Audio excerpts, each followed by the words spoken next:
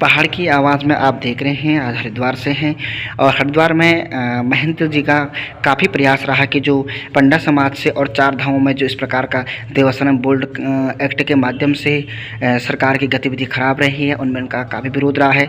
पंडों के साथ कंधे से कंधे मिलाकर इनका सहयोग रहा है और लगातार आगामी दिनों में इनकी कोशिश है कि कहीं ये सरकार इस कानून को रद्द करे और इनका काफ़ी प्रयास पत्राचार के माध्यम से भी काफ़ी प्रयास रहता है कि सरकार इस एक्ट को ख़त्म करे और नई योजना लागू करे।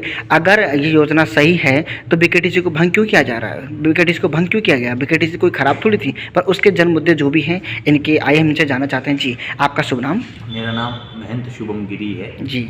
मैं प्रदेश कार्यकारिणी का सदस्य हूँ समाजवादी पार्टी उत्तराखंड से। जी जी जी। और सर्वप्रथम जो देवस्थानम बोर्ड एक्ट 2019, देखिए सर्वप्रथम देवस्थानम बोर्ड का जो मुद्दा उठा, पंडित लोगों ने इसका विरोध किया, जो तीर्थ पुरुष समाज था हमारा। 2019 में इस एक्ट को उस समय के तत्कालीन मुख्यमंत्री श्री त्रिवेंद्र सिंह रावत जी के द्वारा विधानसभा में और सचिवालय में कैबिनेट में इस प्रस्ताव को रखा गया।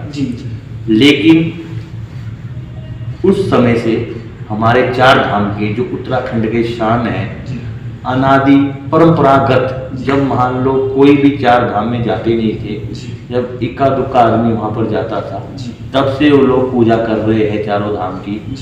पहले तो बद्रीनाथ केदारनाथ समिति सन 1923 में गठित थी, उसके बाद गंगोत्री और यमुनोत्री और इसमें ब्रह्मकपाल और अन्य नंद प्रयाग रुद्रप्रयाग के जो मंदिर थे उसको सम्मिलित किया गया, एक बोर्ड किया गया, देवस्थानम बोर्ड का गठन किया गया।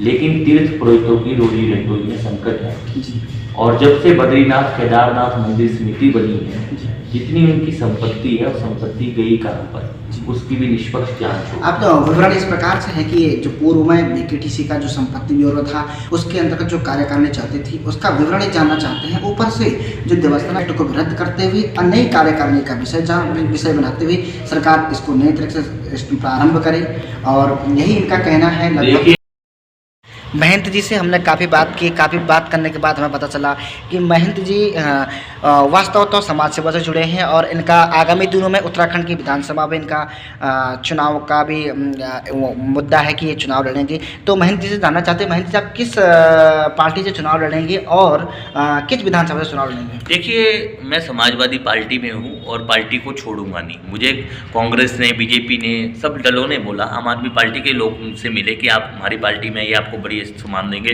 जिस राजनीतिक दल में हम शुरू से पढ़े उसमें रहना चाहिए, क्योंकि सिद्धांतवाद होता है। जी जी। तो आगामी दिनों में कहीं हम ये देखेंगे चुनाव की तैयारी तो नहीं? देखिए, वो राष्ट्रीय नेतृत्व तय करेगा, अखिलेश जी तय करेंगे मुझे किससे लड़ाते हैं। हरिद्वार जनपद से हरिद्वार सीट से तो मैं लड़ूंगा नहीं।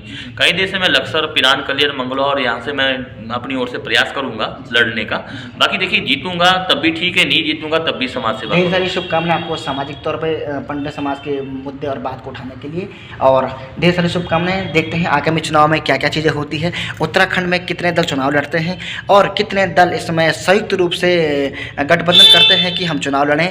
और कहीं ना कहीं मुद्दा दो पार्टियों के बीच रहता है उत्तराखंड में, बीजेपी कांग्रेस। आगामी दिनों में देखते हैं कि कुछ पार्टियां अभी आ गई है उत्तराखंड में, तो समाजवादी पार्टी का भी समाजवादी पार्टी का इसमें एक दावेदारी है कि ये 70 सीटों पर चुनाव लड़े और लगभग इस बार उत्तराखंड में कहीं ना कहीं एक तरीके से विधानसभा चुनाव बड़ा ही दिलचस्प होने वाला है। तो धन्यवाद बहन जी आपका।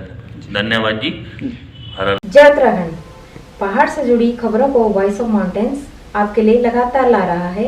यदि आपने हमारा चैनल अभी तक सब्सक्राइब नहीं किया तो प्लीज़ सब्सक्राइब कीजिए, घंटी बजाइए, शेयर कीजिए, कमेंट्स कीजिए और लाइक जरूर कीजिए। देखते रहिए वॉइस ऑफ माउंटेन्स।